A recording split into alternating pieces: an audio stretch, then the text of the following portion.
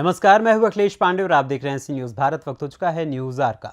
खबर महाराष्ट्र के भिवंडी से है, जहां कचरा उठाने वाले ठेकेदारों की मनमानी पर भिवंडी महानगर पालिका की चुप्पी सामने आई है। आपको बता दें कि इन दिनों भिवंडी शहर में कचरा उठाने वाले ठेकेदारों की मनमानी तेज हो गई है। भिवंडी शहर में जगह जगह कचरे का अंबार लगा हुआ है।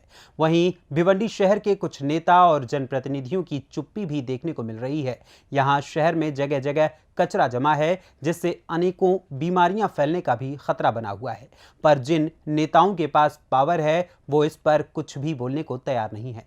अगर महानगर पालिका की बात की जाए तो आरोग्य विभाग के अधिकारी जीएम सुनावने और उपायुक्त सहित महानगर पालिका के आयुक्त भी चुप्पी साधे हुए हैं। वहीं इस पूरे मामले पर हमारे संवाददाता मुस्तकीम खान ने कांग्रेस पार्टी के पूर्व नगर सेवक अबू सुफियान शेख से खास बातचीत की। इस बातचीत के दौरान उन्होंने क्या कुछ कहा, आइए आपको सुनाते हैं। भिवंडी शहर के अंदर कचरे का अंबार लगा हुआ है। हर गली कूचे में कचरा ही कचरा दिखाई दे रहा है। भिवंडी शहर में जहां जाओ वहां कचरा दिख रहा है। लोग परेशान हैं, शहर के लोग परेशान हैं। लोग वहां से गुजर रहे हैं तो बदबू वहां से निकल रही है। इससे भी लोग परेशान हैं। कई बीमारियां जन्म ले रही है।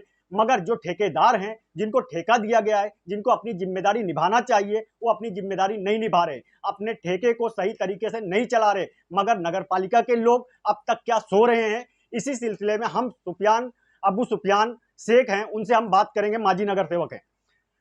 अबू सुफियान शेख जी, ये बताइए, नगर पालिका किस तरह से सो रही है और इनका आरोग्य विभाग जो है, जिनकी एक जवाबदेही है, उनको अपने ढंग से काम करना चाहिए और इन ठेकेदारों की मनमानी पे लगाम लगाना चाहिए। पर ये सब नजर नहीं आ रहा है। कचरे का अंबार लगा हुआ है। देखो, आपके न्यूज़ चैनल के माध्यम से मैं आपको बताना चाहता हूँ कि बहुत जिम्मेदारी से कह रहा हूँ कि मैं जिस वार्ड का और जिस एरिया से पैरवी करता हूँ और जो वार्ड हमारे अंडर में है, ये मैं बड़ी जिम्मेदारी से कह रहा हूँ कि कचरा कुंडी मुक्त वार्ड था। मेरे वार्ड में कोई ऐसी कचरा कुंडी बची नहीं थी जो मैंने बंद नहीं किया हूँ। मैंने घंटा बजा बजा के घरों में जाके गुलाब का फूल दे दे के लोगों को सिखाया हूँ कि कचरा आप घंटा गाड़ी में डालो। लेकिन आज जब से ये ठेकेदारी, ये निजी हाथों में दिया गया है, ये ठेका कचरे का, तब से कचरा तो लोग डालने के लिए तैयार है घंटा गाड़ी में, लेकिन घंटा गाड़ी का पता नहीं है। घंटा गाड़ी हफ्ते में 2 बार आ रही है, 3 बार आ रही है, या किसी दिन आ रही है तो एक फेरा मार रही है, दूसरा फेरा नहीं मार रही है। ये अंधेर नगरी चौपट राज चला है और खाली बस नगर पालिका का पैसा लूटा जा रहा है। और हमारे वार्ड में जो कचरे का हालत हो गई है, वो आपको मैं पहले भी दिखा चुका। ये देखिए, ये रोजाना का ये कंडीशन है, हमारी रोजाना का ये कंडीशन है। इतने बुरे हाल है कचरे के। ये जैन सोनोने साहब को हमने लेटर कमिश्नर साहब को दिए, कमिश्नर साहब से हमने मीटिंग लिए, लेकिन ये कमिश्नर साहब बोलते हैं कि आरोग्य विभाग में आप जाके मुलाकात करो। आरोग्य विभाग में भी हमने कई मरतबा मुलाकात के लिए, कुछ होने को तैयार ही नहीं है। इसका कारण क्या है हमको ये नहीं समझ में आ रहा है। जहाँ तक हमारा दिमाग से समझ में आ रहा है कि ये जो निजी ठेका है, ये पॉलिटिशियन के हाथों में है।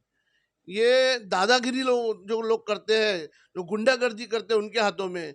क्योंकि हम जब भी फोन करते हैं ठेकेदार को, या ठेकेदार के मैनेजर को, या ठेकेदार के जो भी संभालता है उसको, कि भाई हमारे एरिया में कचरा का बहुत अंबार हो गया है और हर रोज हमको फोन करना पड़ रहा है, आपकी गाड़ी नहीं आ रही है, घंटा गाड़ी नहीं आ रही है, आरसी नहीं आ रही है, 2-2, 3-3 दिन, 6-6 दिन कचरा नहीं उठ रहा है, एरिया में बदबू है। तो सामने से जवाब आता है एकदम दादागिरी वाला, एकदम गुंडागर्दी वाला, और कोई सुनने को तैयार नहीं है।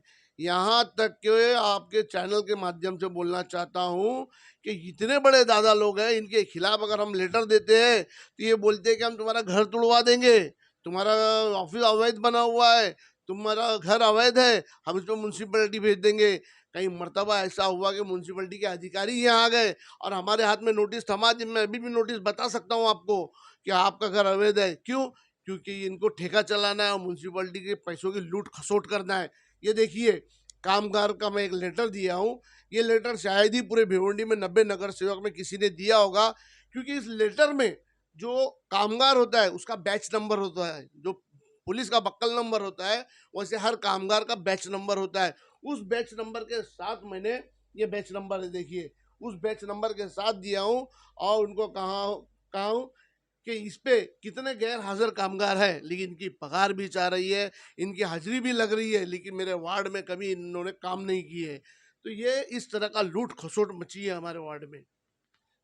तो जब जनप्रतिनिधि ही परेशान हो जाएं तो नगर पालिका पे सवाल उठना लाजमी है। तो सवाल तो महानगर पालिका पे उठेगा। और तो और जो ठेकेदार हैं वो अगर धमकी भरी बातों का प्रयोग करेंगे तो ये शहर में विकास कैसे होगा, शहर में स्वच्छता कैसे होगी। और जो नगर पालिका, सुफियान जी, जो नगर पालिका स्वच्छ भारत, स्वच्छ भिवंडी, सुंदर भिवंडी का नारा देती है, ऐसी नगर पालिका के बारे में आप क्या कहेंगे, क्योंकि तस्वीरें आपके सामने है। देखिए भाई, अभी पिछले 1.5 सालों से तो हमारा कार्यकाल खत्म हुआ है, काउंसिल नहीं है।